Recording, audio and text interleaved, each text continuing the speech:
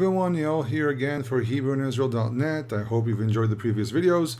And this week, my wife and I are celebrating 13 years of marriage. And I said to myself, how about making a video about marriage in the ancient Near East?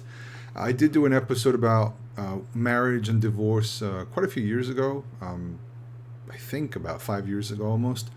And I think it's about time we a little bit revamp some of this information. You know, when something's buried in an archive somewhere, it's very difficult to find. No, I don't think it will be difficult if you just Google Yoel Halevi or Yoel Ben Shlomo and you look marriage and divorce, you probably find it very quickly.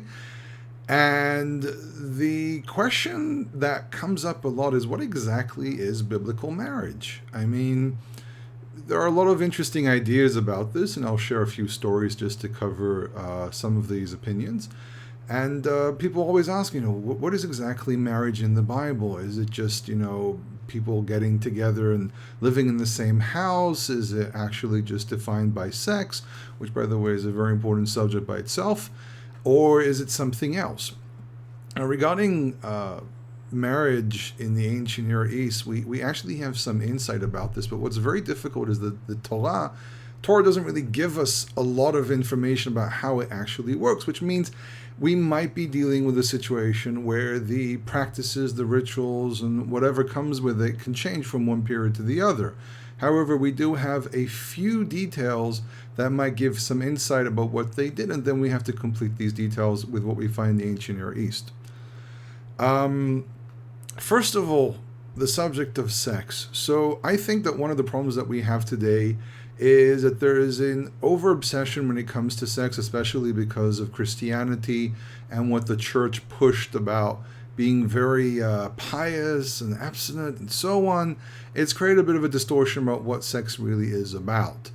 And the first thing is, yes, I mean, married couples, one of the limitations is the sexual act, and really one of the reasons that people used to get married was to allow this type of action, or that this type of action caused sex to be acceptable.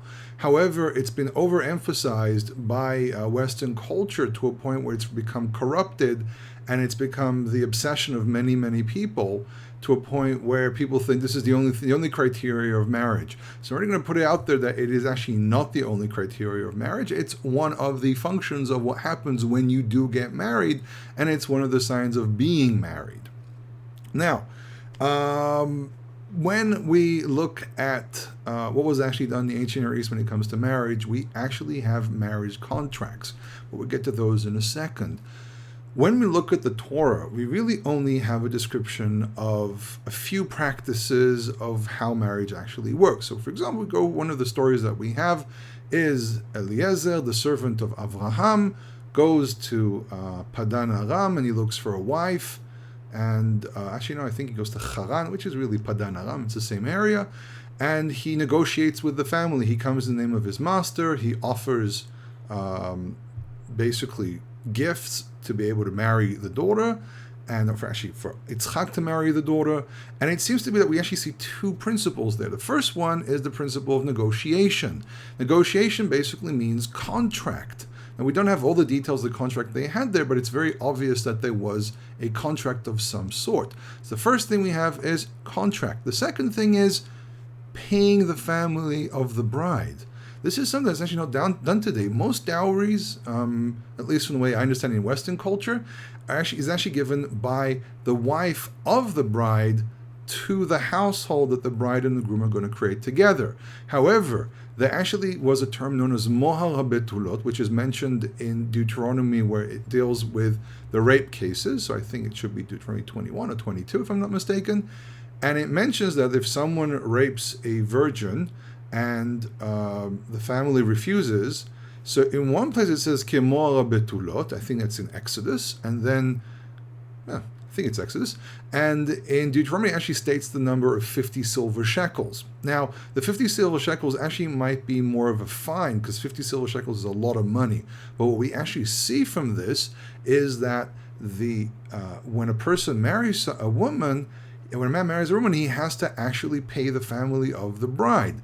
Now, why was this done is an interesting idea, because really what happens when women got married, they go under the name of the family of the husband, which basically means that the family of the bride loses a family member, and they probably need to be compensated for this loss. So we see a second principle here, which is paying the family of the bride. Now, by the way, in Eastern cultures, Mediterranean culture, actually not Mediterranean, but Middle Eastern cultures, they still do this. I actually know of a person that had to pay the family of the bride. There was a guy, an Arab guy that I used to work with, a Muslim, and he told me how it actually worked, and it's basically one for one what we have in this region. They also had to go sign an actual contract with witnesses and everything, and he actually had to pay as well. I actually went to yeshiva many years ago with a friend that his grandmother grew up in Yemen, and I think he said they paid something like a camel and 5 sacks of corn and another 5 sacks of some grain or something for his grandfather to marry his grandmother. So this was actually something done, and it's not buying the woman. They're not buying the woman. What they're actually doing is they're compensating for the loss of a family member on the bride's side, because they basically lost a physically able person. So they have to be compensated for whatever loss they might have. Now, obviously, that family, if they have sons, also have daughters come in. But it was basically acceptable to compensate the family.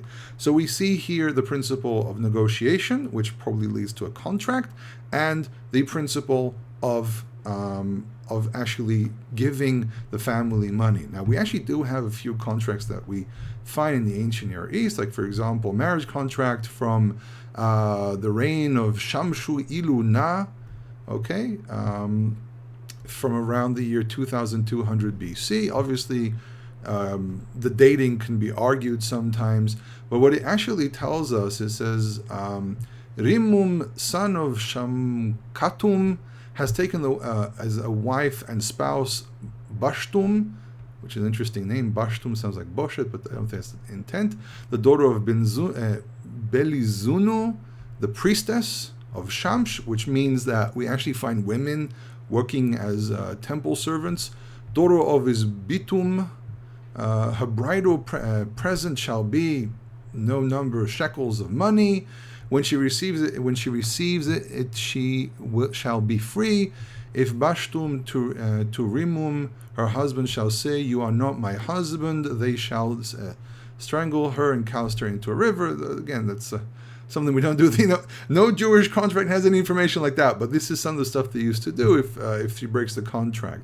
And we have, for example, a contract from the 13th year of Nebuchadnezzar II, the Nebuchadnezzar that actually destroyed Jerusalem. This is the year 591, between Dagil Ili, son of Zambubu, and he speaks to Kahama, daughter of Nergal Idin, son of Babutu, saying, give me, it goes over basically, give me your daughter, let her be my wife. And there's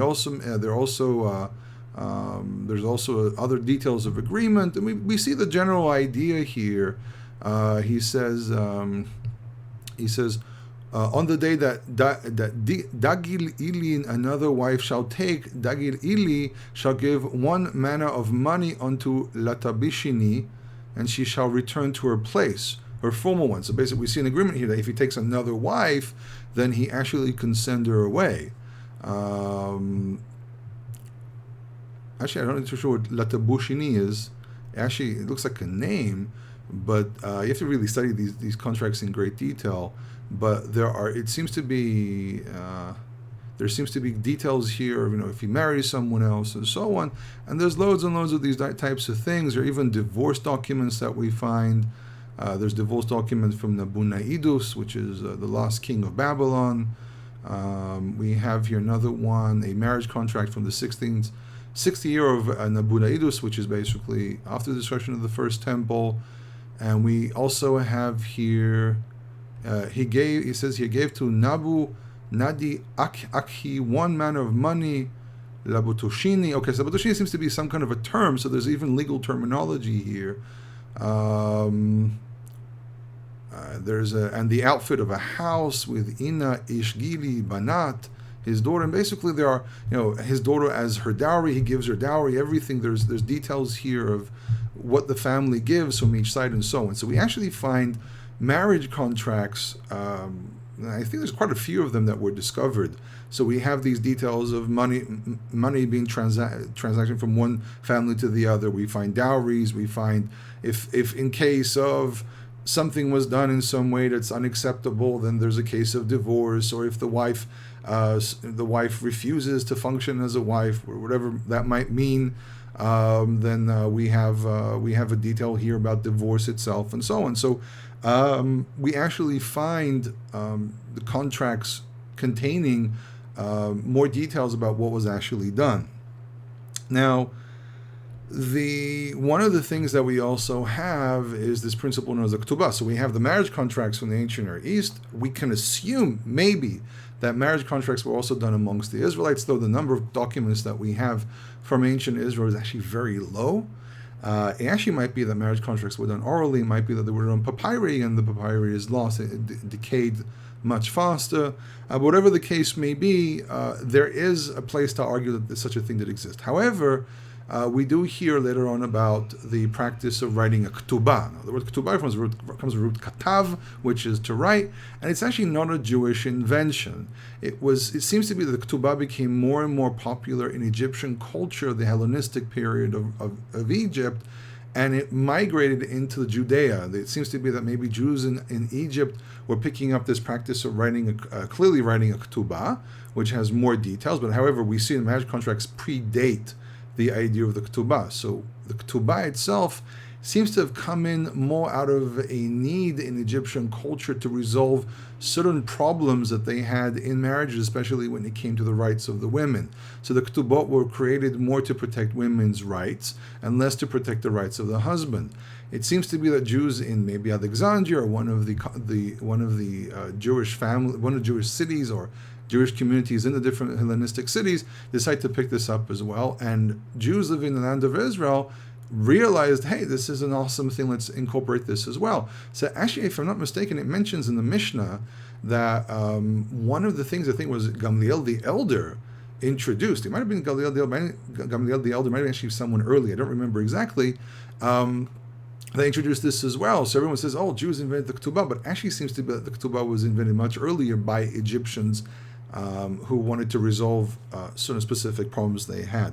Now, the ketubah itself can vary from one group to the other. For example, the ketubah I gave my wife was actually a very simple one. I didn't go into different oaths and things. Oh, if I do this, that will happen, and so on. I didn't do that, but I did write down what will happen in God forbid, a case of divorce, and the most basic things that a husband has to give.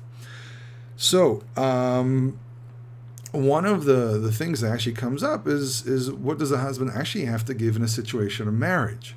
And the answer is the Torah actually gives us three basic things. In laws of servitude that we have in Exodus 21, we have details there of the terms known as she'era, ksuta, ve'onata. So she'era seems to come from the word she'er, which might mean food. It's possible it means food. Now we have documents that mention having to give the woman oil, which can mean oil for food, but also oil for cosmetics. So some people say, the most basic physical things. For example, we have the term she'er basar, someone who's basically your relative, your blood relative. So they think it has to do with the flesh. So it's the maintenance of the flesh, which can mean not only food, but also any cosmetics a woman has to have. Ksuta is from the word ksut, which is a covering, clothing basically, having to make sure the wife has at least the minimal amount of clothing, though anyone who's married knows that's not that easy. You end up buying more clothes that you actually need. But, I love my wife. I give her what she wants. And ona is usually referred to as the sexual act, though some people argue it might be something else, but it seems to be it is the sexual act, which means a husband has to be there physically for his wife as well. It's not like, you walked into marriage and you just have another worker in your house. No, there's things that you have to make sure happen. And I've heard of marriages fall apart just based on this principle, on this one thing, that there was no sexual act between a husband and a wife for a very long time. It makes everyone feel very miserable. And at the end of the day, it doesn't matter how pious you are, you're still a human being. So this is something that has to be done. And I've been in discussions. I've actually sat down in groups of people that were discussing this material. One of the things that came up was, do you have to have sex to have a proper marriage? And my response was, of course. And I actually cited studies that deal with this.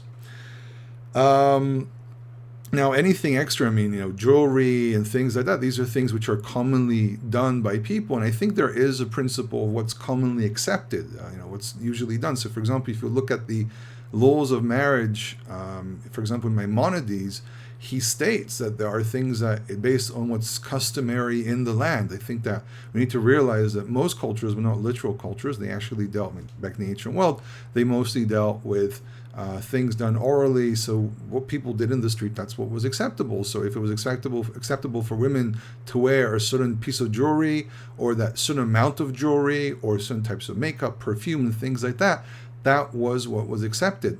Now, it's important to point out as well that today in our culture, women are a lot more empowered. So women goes like, what do you mean the husband needs to give? I'll go and get it myself. That's perfectly fine. I'm not arguing against that. The world has changed. I'm just saying, talking out of the perspective of what was going on in the ancient Near East, the husband was the provider. He had to make sure everything was done. He had responsibility. So his responsibility was make sure his wife has everything that she needs. The same way that he has the responsibility to bring the food home if he goes on a hunt, the same way that he has the responsibility to protect his family in a certain situation. If someone breaks into the house or threatens the family in some way or another, it is the duty of the husband to step up and protect his family. But today in our world, women are a lot more empowered, and a woman says, I don't need protection, I have a gun, I have this, I have that, I take martial art classes, whatever it might be. It doesn't contradict the principle of what I'm talking about now. We're trying to just define marriage from an ancient Near East perspective. Now, one of the major questions that comes up as well is love. Does love have anything to do with marriage? So the answer is yes and no. The number of cases we actually have in the Tanakh where we hear about a husband and wife actually loving one another is not that big. However, we do have cases where it's mentioned that someone loves someone. For example, Yitzchak and Rivka clearly loved one another. Yaakov and Rachel clearly loved one another. Okay? We have the Song of Songs, which is basically a love song. Now, you can argue, it's an expression of the love between Israel and God and everything. Not a problem. But it still shows you that this type of language and this mentality existed. If there wasn't a true love between a husband and a wife with an erotic principle to it, then the entire metaphor of the Song of Songs would be completely misunderstood. It will not be understood by anyone because it doesn't exist in our world. You can understand that principle just by saying, if this metaphor works, it means that it works in parallel to something that actually exists. So love is actually part of it.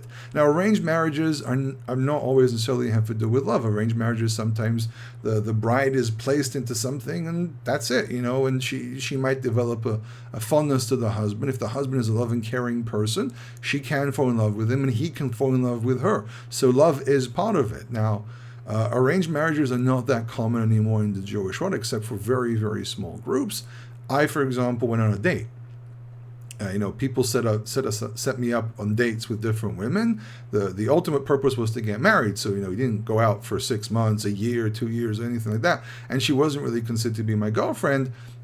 It was that we had an intent. So we had discussions about life, about what we want to do, and so on. And for example, my wife and I met up for our first date, actually first and only date. We got engaged very, very quickly.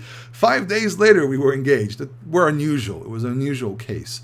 Do not recommend it for everyone unless you're very, you really know what you're doing and you're planning on being loyal and serious. If you're not loyal and serious, it doesn't work. If you're just looking for a fling, or you just have this idea, I want to get married, and you don't really understand what it means, then just don't do anything that quickly. We did it. Some people were very concerned. It worked out fine, but that's because my wife and I took everything very, very seriously. But the thing is that for example, the circles I grew up in, what you do is you go on a date, you go on several dates, you have discussions about serious matters, and you make a decision. But also, there needs to be a feeling there. There has to be, as a rabbi once said to me, unfortunately this rabbi passed away, was the father of a friend of mine who went to yeshiva with me. He was the chief rabbi of Bet Shemesh, Rabbi Spector, and unfortunately he passed away. It really broke my heart that he did.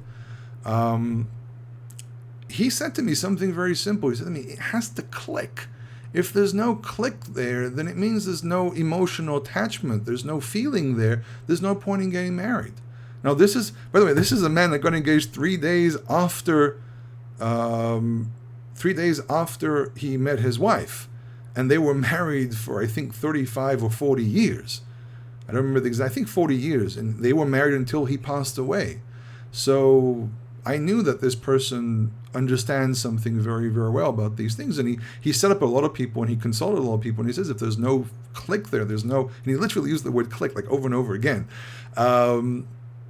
that it doesn't really, there's no point in pursuing it. If you don't have no attraction, there's no physical attraction, there's no mental attraction between the two, then it's something that's just not feasible. You don't really have to go there. I have heard of fixed marriages. It's rare, but it does happen every once in a while. And I think that one of the problems that people have today is they go out with someone, especially in Western culture, they date them for a year or two, and suddenly they decide to live together, they get married, and it's completely different. Because when you're in a girlfriend-boyfriend situation, I think now, obviously, I haven't really, for me at least, and it's not necessarily obvious, but for me, for example, I never really had a girlfriend. I wasn't really interested in that because I thought it was a futile pursuit after something that's not really real. And that's really the reason why I'm bringing this up, is because I think that people don't understand the difference between a girlfriend, where there is zero commitment whatsoever to anything. You can break up whenever you want, and it's really there more to have fun, versus taking a relationship very seriously, being very committed to it. And I have heard of couples of boyfriend girlfriend that were sweethearts for years and years. They got married, everything worked fine, great. But that's like a few out of many people. So love is part of it, and marriage is obviously a lifetime project that you have to work on, which means that you have to work on the love, you have to work on the compassion and everything. And unfortunately, people get divorced sometimes over just because love died out, and they just start becoming selfish and petty, and it's really sad when it happens. But we also have to remember we are human. We have wants and needs, and we have to remember that. We need to give up sometimes, give way sometimes to the spouse to enable the marriage to continue. Remember, as one guy said, remember why you got married and so on, and that actually helps things. So love is part of it. Now, marriage ceremony, the Bible doesn't really give any specific marriage ceremonies. I think there were probably public ceremonies where maybe a Kohen or a Levite will bless the union, and they might read out the document of commitment, and he might give something symbolically and so on, but we don't have any details of how it was actually done.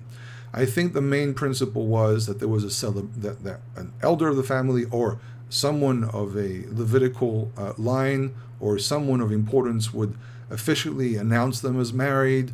There's a celebration, there's a big party, and we see this in the marriage of Yaakov and Leah, and then Yaakov and Rachel, and we hear afterwards that they have the first night, and then next day they're officially considered to be married. So sex is part of it. It's only one part out of the whole discussion.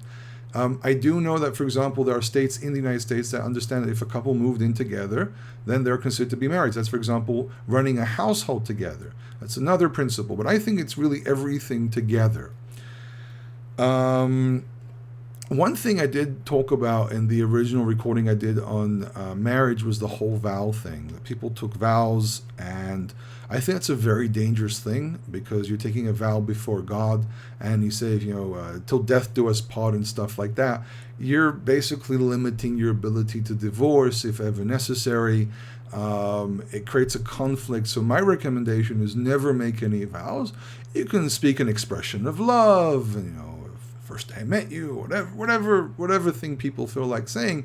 But I think that it's very important to be very, very careful with this idea of taking vows, because you're doing this in front of an entire congregation, you're doing this in front of God, and it is committing. So I think it's best to remove any of those vows. Anyone who does more an American or Western style marriage, where people say certain things. It's just, I think it's an unhealthy practice, especially if you're a Torah follower. I think it's just very, very dangerous and very unhealthy.